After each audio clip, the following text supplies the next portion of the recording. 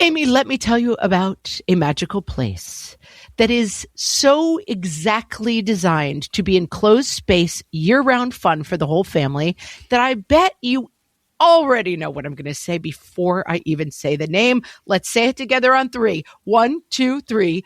Great Wolf Lodge. You got it, Amy. My kids loved Great Wolf Lodge when we went. You probably already know that it has a huge indoor water park with a wave pool, lazy river, a bunch of massive water slides. But then your pack can hit the other attractions because wait, there's more. Great Wolf Lodge has adventure-packed attractions like Magi Quest, a live-action game kids can play throughout the lodge, plus the Northern Lights Arcade. Spent some quality time there, so your kid who loves the lazy river and your kid who loves fantasy games will both have a great time. Great Wolf Lodge also offers great dining options and complimentary daily events like nightly dance parties, all under one roof. Unpack the car once and you're settled in to have fun. And with 22 lodges across the country, you're always a short drive away from adventure. We've both had such great times at Great Wolf Lodge, so bring your pack together at a lodge near you. Learn more at greatwolf.com and strengthen the pack. When I get nervous, I keep talking. What fresh hell? Laughing in the face of motherhood. I try to lean in a little bit when the questions do come up. With Margaret Abels and Amy Wilson. How does the baby get out of your stomach? A podcast that solves today's parenting dilemmas so you don't have to. Any follow-ups? No? All right, we're done for now. Hello, everyone, and welcome to this episode of What Fresh Hell? Laughing in the Face of Motherhood. This is Margaret. And this is Amy, and this week we're talking about the birds and the bees. We had to get here eventually, didn't we, Amy? It's time. We put it off for 87 episodes, see? You guys, we're 87 episodes old, and it's time we had the talk. We're old enough now. We're mature. We think at 87 you can handle it. Everyone have a seat. God, I mean, it's just us, and I'm still uncomfortable. So before we start, we're going to have a disclosure for this episode. Is disclosure the word I'm looking for? I know what you mean. Disclaimer, right. That this is probably not, we're going to be discussing the birds and the bees. And you probably don't want your children learning about the birds and the bees from our podcast. No. This may be one you don't want to listen to with your children. We love it when everybody listens to the podcast with their kids, but this one maybe not so much. We don't want to spoil anybody's innocence, which is I think this is like, why is this a thing? You know, I always like to start with that. Amy, if the episode goes awesome, people can just not have to have the talk anymore. They can just put the podcast on and run away and leave their kids listening to the podcast. Well, we're not going to explain it. We're going to talk. We're going to say how to explain it. Talking about it. All right. Maybe we can offer that service at a later date. Here's the talk. Just put it on and then run away. But this is so hard, I think, because we are worrying. We worry about having the talk too soon, which I think we're not. We think we are. And the flip side of that is that so we're spoiling their innocence, which we've worked so hard to protect. And we also are engaging with our children no longer being innocent, which is very hard for us to accept, if you see what I'm saying. Yeah, no, it's a challenging thing. I have kids who are 10, 8, and 6. So I'm right in like the spot for this. Like the 5th graders are talking about sex constantly. And my first grader is pretty naive about everything. So it's like I'm really straddling the line. You're right in it. Like you do need to talk to your kids about this stuff lest they talk to 5th grade me about this stuff. I don't know why. I was an early reader. I honestly think maybe that's what it was. So like I had the whole Judy Blume canon, memorized by my first communion, right? So my 5th grade, I was just world weary, or thought I was. And I enjoyed taking my friends to there was this church that was around the corner from us that had a fire escape that went up the side of the church, like to a second floor. You were basically in the movie Annie, but go ahead. Oh yeah. It was a nice spot for an uninterrupted conversation. So I'd go with one friend or another up the side of this fire escape, and we'd dangle our knees up the side. And then I would tell them the facts of life. That is very upsetting. And I mean, I was definitely like markedly incorrect. Yes, about many of the particulars. Yeah. Many. But that didn't stop me from just making sure that everybody knew what I had to tell them. And I think like that's what we have to remember for the fifth graders. That's their alternative, is their friends. Well, and I'm going to say right up front that the idea of the talk is one of the biggest misconceptions about this whole thing. Like, Yes. you're not going to have a talk and sort this all out in one conversation. And then like, phew, we never have to talk about this again. Yes. And I will give you an example of that, which is that my brother-in-law sat his kids down. Something came up and he was like, no, now it's time to have the talk. And he went through all the particulars using the correct words, ran it all through. And then like maybe a month later, his 7-year-old came back and was like, wait, so you and mom did that twice? Because they have 2 kids. And he's like, no, we did it a bunch of times because it feels good, but we just had 2 kids as a result. And then his son was like, I just don't understand how rubbing your butts together could feel good. And he's like, oh, okay, it looks like we got to do that talk again. Like whatever went through, you have to realize that like when you're talking to this stuff about this, when you're talking about this stuff to your kids, their sensory overload is like so complete that they may not be able to process it. We recently did our live show and we called some moms up on stage. And when we practice with the lights, and the lights are extremely bright. And when we called the moms up on stage, all of them were like, oh my God, it's so bright. Like they couldn't even play the game because they were so sensory overloaded by being in the bright lights in front of a crowd. Yeah. And so that's the sensation that your kids are having when you're talking to them about sex. I think you're right. The Center for Young Women's Health at Boston Children's Hospital said the most important part of this is, yes, that this isn't one conversation. This is an ongoing conversation, and that you have to make yourself an askable parent. So when you have a conversation about some aspect of this, that's the most important thing you get across. I am an askable parent. This is okay to talk about, so that you'll have the next conversation and the next one and the next one. I think that's true. I think, is this a controversial or perhaps even incorrect statement? I'm just going to throw this out here anyway. I worry more as we talk about things that like we're over talkable in some ways. You know what I mean? Like I think sex and everything that goes along with it is a bit of a taboo subject for kids.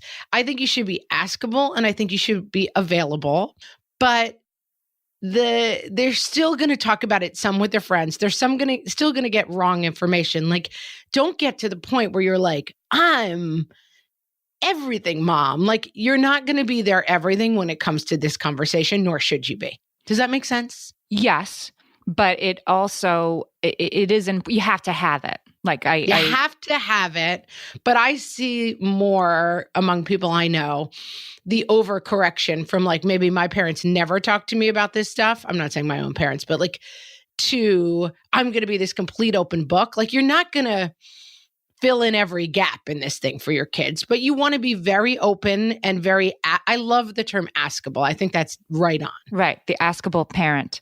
There was, I wanted to prove to myself that that we do need to do this, right? That this is a thing that really does need to occur, that our kids aren't just figuring it out. And of course we've just explained why they're going to get inaccurate information elsewhere.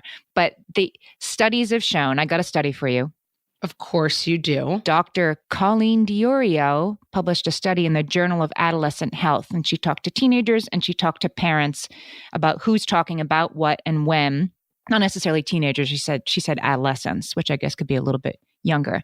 But adolescents, the more they talked about this stuff specifically with their mothers, the less likely they were to have initiated in sexual intercourse yet. So... And when parents, she also found that when parents were the main source of information, their behaviors were not only going to be a little bit delayed, but were also going to be significantly less risky than if they hadn't had parental discussions, or if they had very minor parental discussions. So I know it's hard for all of us to wrap our heads around, and I had to like sort of like read this twice. But if you want your kids to delay being sexually active until a time when it's more appropriate for them, and to be safe about it once they start, then you have to talk to them about it. It is sort of, you think like, no, I want to protect them from it and make sure that they know it's not happening. But it would seem that that's not the way to go about it. Yeah, I think that makes a tremendous amount of sense. And I also think talking about it gives you the opportunity to give voice to your values around this topic, whatever those values happen to be. Like, I think, we talk a lot about like children do what they see. They replicate kind of the values of your household that are given to them by osmosis, like the way you prioritize stuff, the way you treat each other, all of that good stuff. With sexual activity, you're not really modeling that interaction as much because you're in a very different phase of your life. You may be if you're a dating parent, but for people who are married, like you're married and like that whole part of your life of like engaging with sex and other people, it seems like a distant memory. So you kind of have to talk about your values around this, and you have to talk about your expectations around it, and you have to have these conversations. I think broadening it, you're right. And the Center for Women's Health made the same point. They said that this is a much larger topic than sort of, what part goes where. You talk about gender, sexual orientation, relationships, how to be in one, how to treat somebody well, that it's a much larger conversation. And it seems to me that sort of including that stuff, broadening the parameters of what a discussion about sex and relationships can be about also makes it easier. Like, I can talk to you all day about how to be in a relationship and the sexual orientation and stuff like that. I'm much more comfortable with that than mechanical discussions. And so fine. So include those things, that those are also good things to be askable about. And they're also things that our kids need to learn to navigate.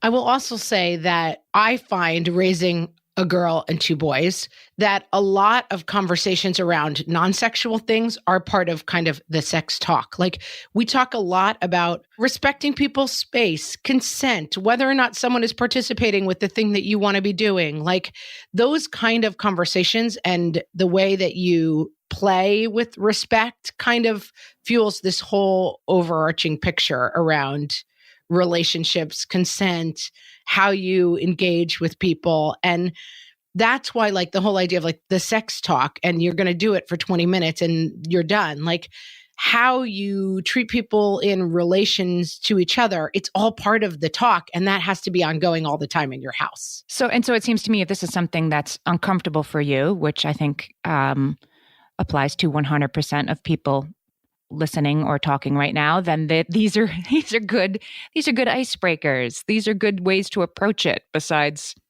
what questions do you have about condoms? You can ease into it by talking in a more general way about loving relationships and what they should and shouldn't entail.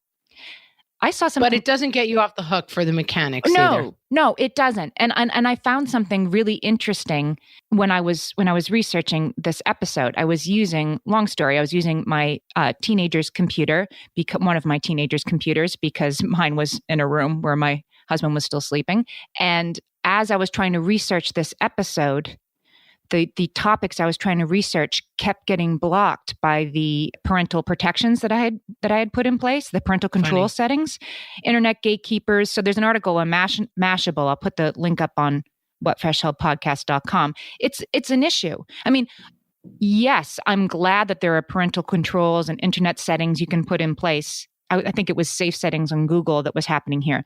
But I was trying to look up educational things and it was blocking all of them. So the problem is, first of all, our kids, everything's porn. But also when we try to protect them from that, our kids also can't look up the stuff that's like actually really helpful. And there's some amazing stuff on the internet. We can talk about that later. What are the useful resources, but they're hard for our kids to find because we're throwing out the baby with the bathwater. So that's another reason we have to have this conversation with them, because it's hard. It's hard for them to find the information that's useful. I mean, I think the number one reason we have to have this conversation with them is because of the other option. The other option is Amy Wilson on the fire escape being like, let me tell you a couple, three things. And that was then. That was then. Now, I mean, I don't have to lay out for you what they can get on their phone within 60 seconds, because that stuff somehow gets around the parental settings. It's the .org stuff that doesn't. And there's just, my son was looking, I have a Lululemon shopping bag in our front hall to, with some stuff I got to take to school. And it says like right on the Lululemon shopping bag and like in a curly font, it's like, have sex and eat tacos.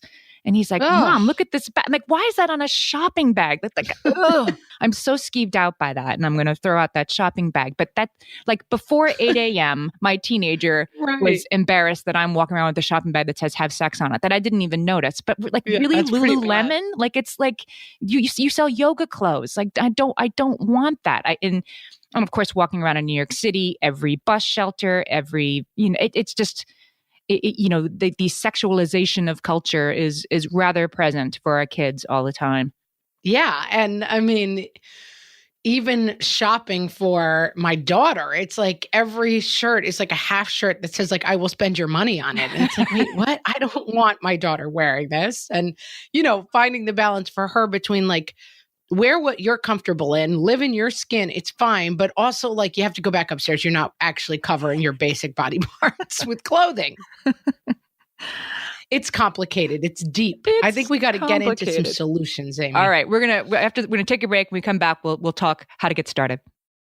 For some of us, tax season is one of the only times that we look at our finances fully. And once it's over, well, that was terrible. And it is completely understandable not to want to think about it for another whole year. But using Monarch and being intentional with your finances in an ongoing way helps you see where your money is going and how you can put your refund to best use. We are here to tell you, simplify your finances with Monarch. Monarch is the all-in-one personal finance tool designed to make your life easier. It brings your entire financial life, budgeting, accounts and investments, net worth, and future planning together in one dashboard on your phone or laptop. Feel aware and in control of your finances this tax season and get 50% off your Monarch subscription with code FRESH. As you know, my husband and I are preparing to send, 3 kids off to college, and I cannot tell you how helpful Monarch has been in showing us our full financial picture, helping us to track our spending and reach important savings milestones. Our weekly meeting, Amy, it's now run by Monarch. Love it. Achieve your financial goals for good with Monarch, the all-in-one tool that makes money management simple. Use code FRESH at monarch.com for half off your first year. That's 50% off at monarch.com, code FRESH.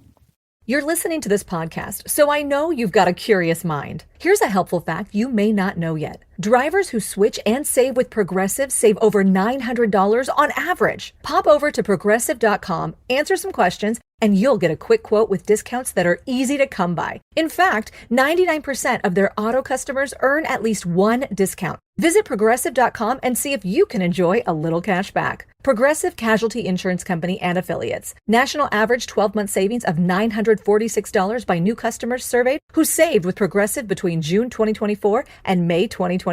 Potential savings will vary.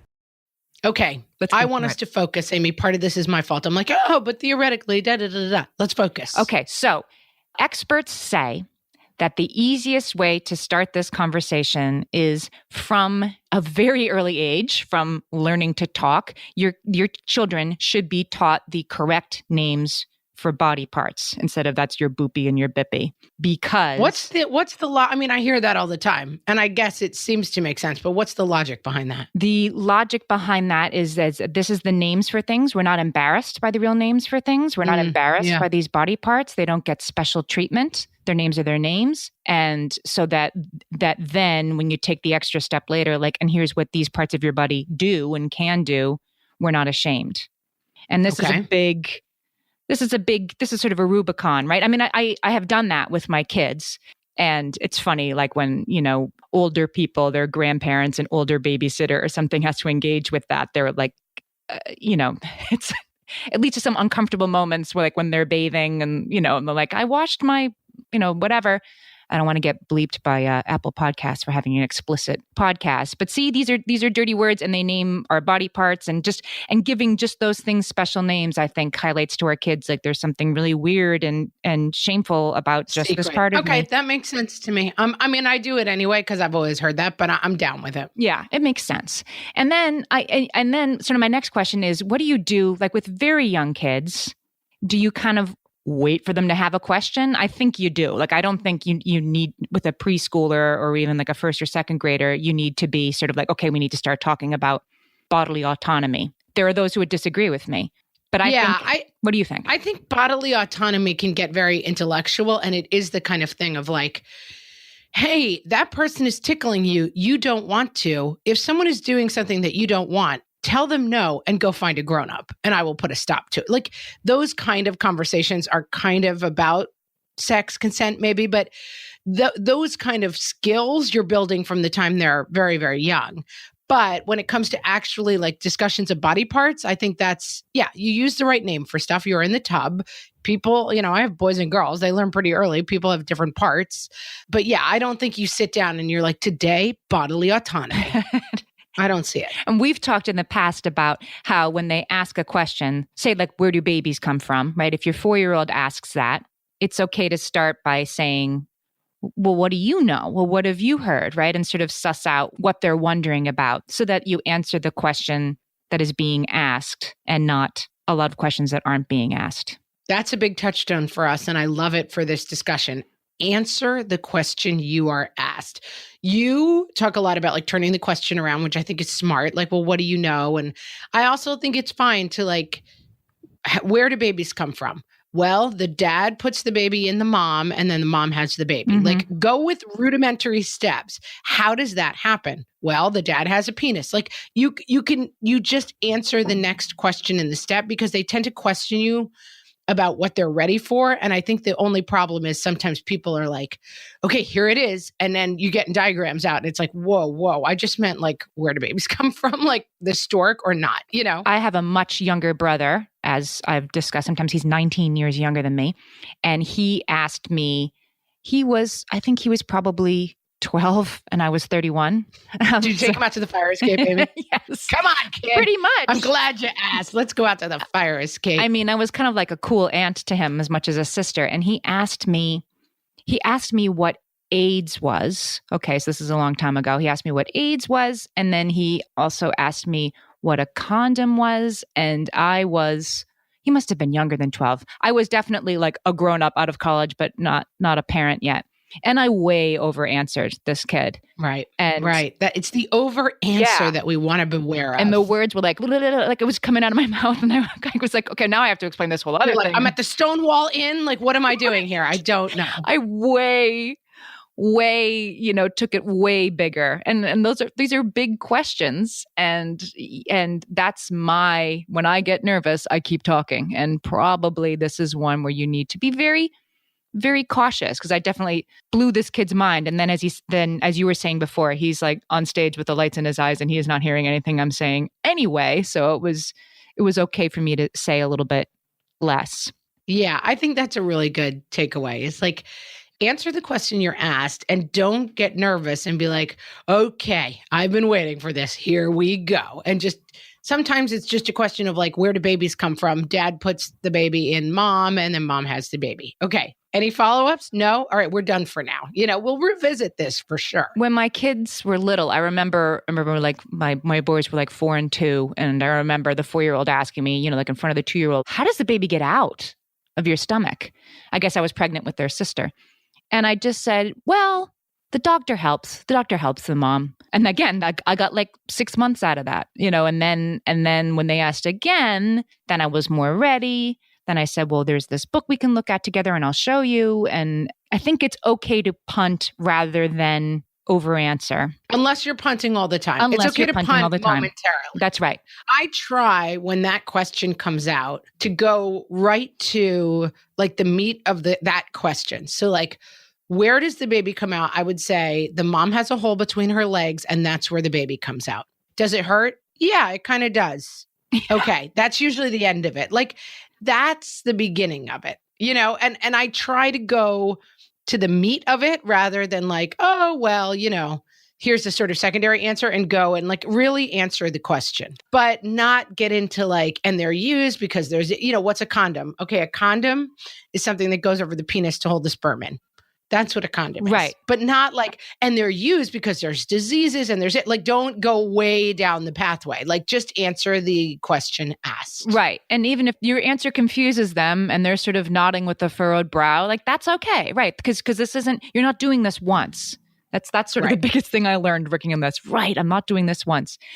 Dr. John Sherry, who's a parenting expert in Dublin, Ireland, he says that if, sometimes it comes up that your kid asks where babies come from, like in the middle of a family dinner with Aunt Bertha, or I don't know, like at church, inappropriate moments can occur. Right.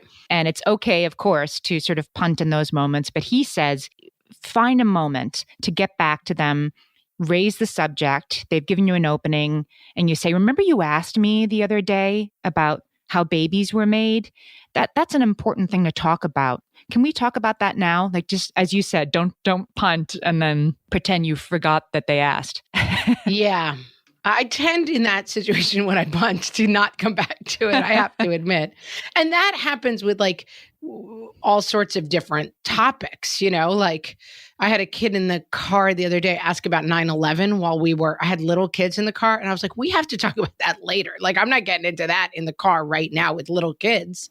And then I was like, it didn't come up again. And I was like, I'll wait till that gets raised later on. That is the perfect parallel. And if you don't live on the East Coast or in or around New York City like the two of us do, people might not get it as much, but you have to explain that to your kids very carefully and in stages. And I've done that with my kids who are all born, obviously, after it happened. It's completely hypothetical to them, but more real than it is to a kid who doesn't live in New York City, like that this thing happened. That's not what this episode is about. But yeah, I've had exactly the same experience, that's an ongoing conversation and you explain it to a 12-year-old and a 5-year-old very, very differently. Right. And you kind of explain it in pieces and parts, and you explain it at an appropriate time. So if the subject comes up and there's, kids of different ages around, or for any reason, kids don't think are ready for the information, like you explain it correctly for the age in the right time. That's the parallel.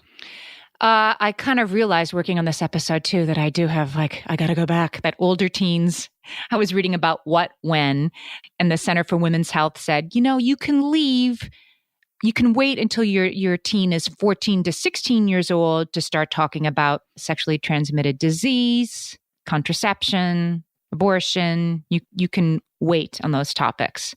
And I have, but that was also a reminder. But how long exactly can you wait? You don't want to wait until it becomes a practical conversation. It was, right, exactly. You need that to be a hypothetical discussion. So advocatesforyouth.org, which is an association that promotes and talks about good sexual education for kids, they did a study that showed that talking to teenagers about condoms before they ever have to use one significantly improves the chances that they will use one. Yeah. So the time, I think that makes sense. Yeah. The time to talk about it is before they need to make that decision, not during and not after. And I need and then the trick is that people are like, but wait a minute, I don't want my 14, 15, 16-year-old to use a condom. Like, I don't want to introduce that information and make it seem like it's something that I condone. And that's where I go back to you have to discuss this. You have to wrap your values up in these conversations. They've done a billion studies that abstinence-only education does not really work. The idea of if you don't have any information, you won't do this. It's a fallacy that we all kind of cling to because we don't want to have the conversation. Right. So you're right. But yeah. If you have to talk about all pieces and parts of this, you can't just let yourself off the hook and try to skate. I think you're right. If abstinence until marriage is your family's value, then that's your value, but then talk about that. Don't just talk about the difficulties around that. Talk about what that really means, right? That doesn't get you off the hook. It doesn't mean you skate. The other funny part is that the older teenagers, it's you can wait until they're, in high school to talk about sexually transmitted diseases. I've been in a committed relationship for the last 24 years. Like I'm going to have to like find a seminar. I don't know. Is there a webinar? Maybe there's an app for that, Amy. I'm sure. There is an app for that. But you don't want your husband to catch you Googling what sexually transmitted diseases are there. Oh, I am so not up on what the kids are doing today. I don't think they changed that much. I mean, I think there's probably pretty much the standard. I don't think there's been a whole lot of new stuff since we got married. I hope not, but I mean, I wouldn't know. 14 years longer than me, 13 years longer than me. So, but I don't know. I don't think that's changing all that fast. I hope not. And the general idea is still the same. So I have something that I want to introduce into this conversation as the key to it all, I think. And I'm going to talk to you about it after this break. Big Deal brands are up to 25% off right now at Designer Shoe Warehouse. You're not going to want to miss this. These brands almost never go on sale. At DSW, we'll give you something to brag about. Like up to 25% off select styles from Adidas, Crocs, Nike, Reebok, and more brands you love. Find shoes that get you at prices that get your budget. Save today at your DSW store or DSW.com. DSW, let us surprise you. Amy, when I'm having a good hair day, it usually makes my whole day better. And that's why on every day, I'm taking Nutrafol. Nutrafol is the #1 dermatologist-recommended hair growth supplement brand. And it's the #1 hair growth supplement brand personally used by dermatologists. Nutrafol's hair growth supplements are peer-reviewed, NSF certified for sport, and clinically tested. Nutrafol offers multiple formulas for men and women tailored to different life stages and lifestyle factors, so you get support that's actually right for you. Adding Nutrafol to your daily routine is easy. Order online, no prescription needed, with automated deliveries and free shipping to keep you on track. Let your hair be one less thing to worry about. See visibly thicker, stronger, faster-growing hair in 3 to 6 months with Nutrafol. For a limited time, Nutrafol is offering our listeners $10 off your first month subscription and free shipping when you visit Nutrafol.com and enter promo code LAUGHING. That's Nutrafol.com, spelled Nutrafol.com, promo code LAUGHING. And now, the 6 types of moms explaining the birds and the bees from the What Fresh Hell podcast. The playing it cool mom. Listen, guys, this is no big deal. It's something everyone does. I'm sure you've heard lots of things at school, but we're just going to talk it out, okay? No pressure, no weirdness, just a chat ski with the old momstress. Nice and easy. The I'm not going to make this awkward mom. I know this seems really awkward. Oh my God, when my mom talked to me about this stuff, it was so incredibly awkward. I'm not going to make this awkward. Should we sit? Because standing feels awkward. Okay, I think we may be sitting too close. That also feels awkward, and I do not want this to be awkward. The let's lighten this up mom. The old bird and the bees. You know when a bee mates, don't you? When she finds her honey. Get it? Well, it's time to talk about the birds and the bees. Buzz, buzz, and flap, flap. Am I right? I mean, could this be any weirder, talking to your mom about this stuff? Cringe. Am I right? The professorial mom. Gather round, children. I have a PowerPoint presentation that I will begin once everyone is seated and the giggling has completely ceased. When you are ready, we will begin with the urethral orifice before moving on to the glans majoris. The having trouble getting started mom. So, I wanted to talk to you about something. What's the word? It's sensitive, but it's not bad sensitive. In fact, it can be a wonderful thing. I mean, really one of the most wonderful experiences there is. But this experience should not be undertaken lightly. I mean, it's special in a very specific way that I want to talk to you about because it's so important and private. It is also private, but not in a bad way. Okay, wait, where was I? The let's just get this over with mom. Okay, so mom and dad, they love each other very much. The penis goes in the vagina, sperm, egg, bada boom, bada bing. 9 months later, hey, look, a baby. And we're out of this. If you have any questions, your father will be home in an hour. This has been 6 types of moms explaining the birds and the bees from the What Fresh Hell podcast.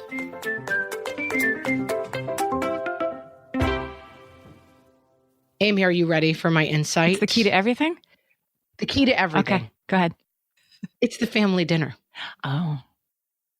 And if you can't do family dinner because your kids are in sports or whatever else, it's the conversational family time. If that means you don't have screens in the car because that's your opportunity for conversational family time. Conversational family time is when a lot of these conversations and values come up. I'm not saying every single night over the roast beef, you're like, this is how you put a condom on. Like, that's not what's going on. But it facilitates an ongoing conversation about what's happening. And in those conversations, these things naturally come up and you can address them and talk about them. At our family conversation, it's like things going on at school or things they might have read or things they might have heard people say, or someone called someone a this. What does that mean? Well, that's a rude term for someone who is this what, like, whatever it is, you're getting into values conversations around this stuff by having constant conversations with your kids as a family. That sounds hard to me with teenagers. And I guess it does sort of re-highlight for me, like, start it young, we're not ashamed to talk about what's a lesbian at the dinner table, right? When they're 10. Not that I'd be embarrassed to talk about that, but I'm trying to think about the questions my teenagers would have for me now, which don't feel like dinner conversation, but maybe they should be. And I want to be clear that, like, they're not at the dinner table being like, what age is it appropriate for me to start having sex? Like that's not what's happening. But around my family dinner table, we talked a lot about like things happening in the news. Bill Clinton, Is it inappropriate to have a relationship with someone at work? Like we were talking about, especially with Bill Clinton, pretty specific stuff around the dinner table, like what constitutes sex? What does it mean? Those kind of conversations. I mean, I was in college when that whole thing went down, but I just mean in general, we talked about like someone from school is pregnant. What does that mean? Mm-hmm. What are the challenges of that? Like the family conversation is not going to be where you have the specific talk about the birds and the bees, but it does start to come up. Like I'm trying to think of a very specific example, but we recently had a conversation at our dinner table and it was some joke that boys were making at school. And I was like, what do you think they're talking about there? And my kids were like, is it sex? And I was like, yeah, I think that's what they're talking about. That's what they're joking about, And that's the answerable parent to me. It's like you're all sitting around the table and you're having discussions about the world, and that world includes sex. Yeah, that makes sense. But you're not in those conversations going to be like the penis goes into the vagina. That's not what you're talking about over the roast beef. Like those conversations are separate conversations, but I think a lot of the values conversations, that person doesn't seem to treat their girlfriend very nicely. I don't like the way he treats her. Those kind of conversations are happening. I mean, we talk about friends like, oh, that friend doesn't seem like he was being a really good friend to that other person, Why do the boys like chase the girls around? How does that make the girls feel? Is it a game? Do they like it? Like those kind of conversations are part of all of this stuff and they need to be happening at the dinner table. So can we talk a little bit about the difference between having this conversation with boys and with girls and with mothers and with fathers? Because I thought this was, so Advocates for Youth did a study that found that mothers are more likely to do this work than fathers. At least that's what their kids report, which kind of didn't surprise me. Right. But the most common conversation is mother-daughter. The second most common is mother-son.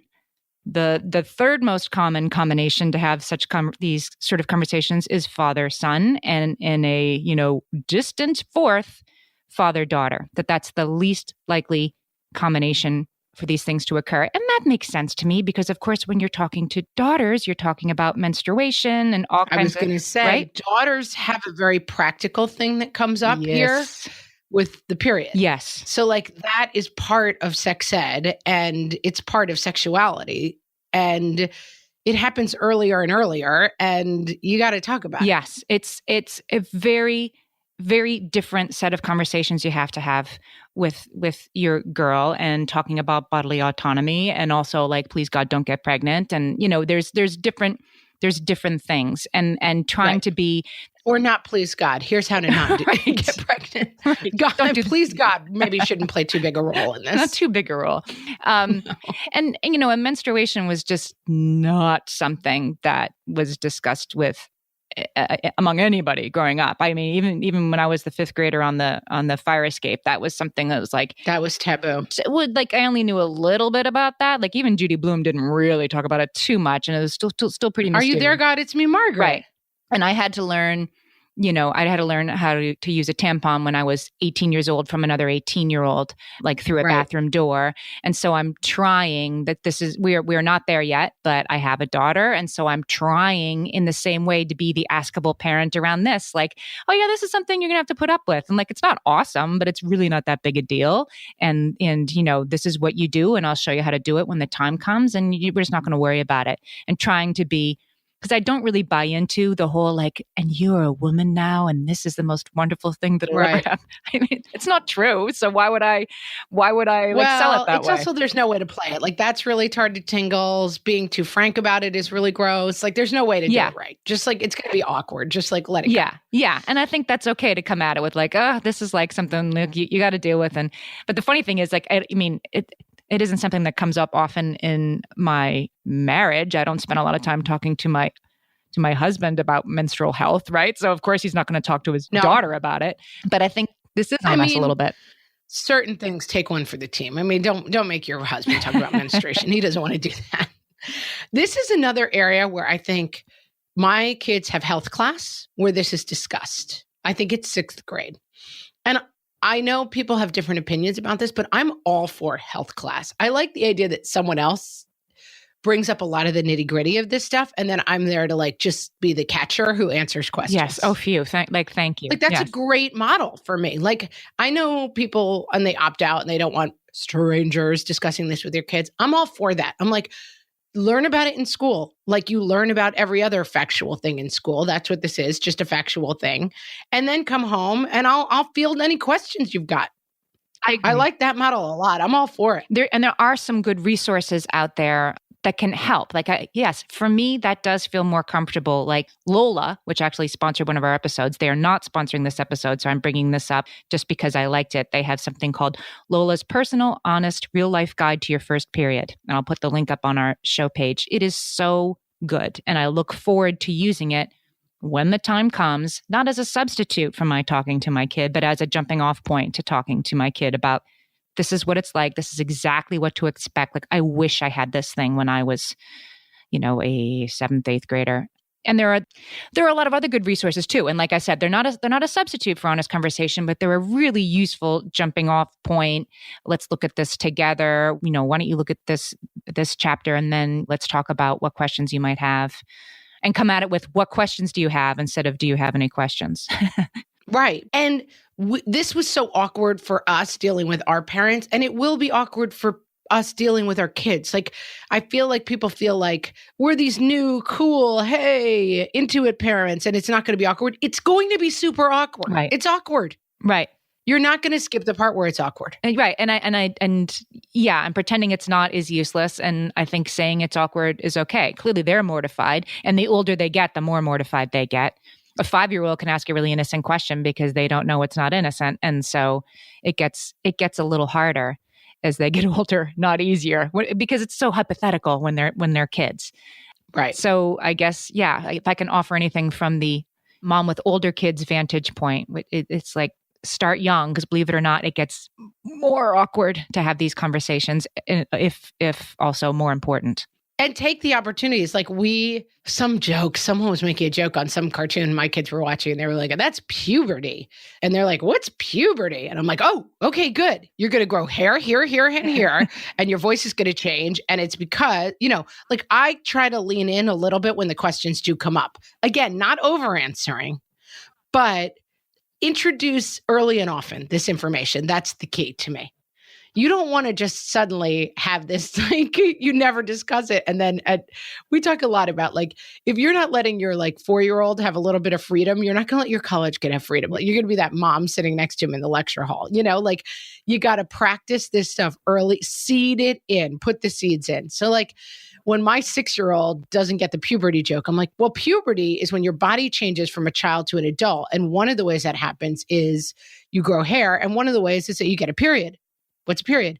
Well, I'll explain, like just the facts. But when I find an opportunity to discuss, I lean in. All right. I think you're right. And it's what we have to do. You got to be the askable parent. What are our takeaways? Askable parent is great. And you're doing that by leaning in when the opportunity comes up to discuss about stuff. Understand that this is an ongoing conversation that we're going to be having 100 times, not once. If we're lucky, if we're doing it the way we're supposed to be doing it. Don't be afraid to insert values into this conversation. It doesn't have to be simply technical. Yeah. You can say, like, our values are that you act this way in sexual relationships, and that's what our values are. Like, again, my mom always said, you put the parameters tighter, understanding that kids may want to go out of them a little bit. Like, it's okay to have values around this, and it's okay to present those values. And that makes it a bigger tent, which makes it also easier to have the conversation, right? If you're including in this that consent and values and loving relationships and sexual orientation and all this stuff is under the big tent of important things that we have to talk about sometimes, it's a little bit easier to conceive of, at least for me, than, okay, this is where we go talk about the biology that will blow your mind. One of my kids, when I explained the facts of life, I won't say which one, this child looked at me and said, "No, that's a mistake." I said, Yeah. No, it's not. No. You just said them. Like, no, I know what I said. I had a friend who explained this to their kid, and then he saw the neighbors, Mr. and Mrs. Smith, and he's like, I can picture Mr. Smith doing that, but not Mrs. Smith. Oh my gosh. I mean, kids are funny, but it's like, have the conversations and let the questions flow. Answer only the question that you were asked. Try not to do the Amy where you're like, okay, you asked A and suddenly we're at Z, right, and your head is exploding. Right. But it's got to be ongoing, and it's going to, listen, your other option is Amy Wilson on the fire escape. Whenever you try to shy away from this, picture little Amy Wilson like chewing her gum on the fire escape and explaining the facts of life to your kid, and you're going to be like scared straight. So wrong. Scared straight. It feels counterintuitive, but talking to them about this stuff keeps them safer, keeps them protected, and helps them have better practices around this stuff when they do start. So, because the fact of the matter is they're hearing about it from someone. That's true. Your only choice is who that person is. Is it their friend on the playground, or is it you? Is it your Lululemon shopping bag, or is it you? I hope we've learned a lesson about shopping at Lululemon. All right, guys, that is the birds and the bees from the What Fresh Hell podcast. We want you to come join the conversation on our Facebook page at What Fresh Hellcast. We're also on Instagram at What Fresh Hellcast and on Twitter at WFH Podcast. Oh, and the show page, as always, I'll put all the links. There's some really interesting links and studies and useful resources that I'll put up on whatfreshhellpodcast.com. Guys, thanks for listening, and we will see you next week. Bye.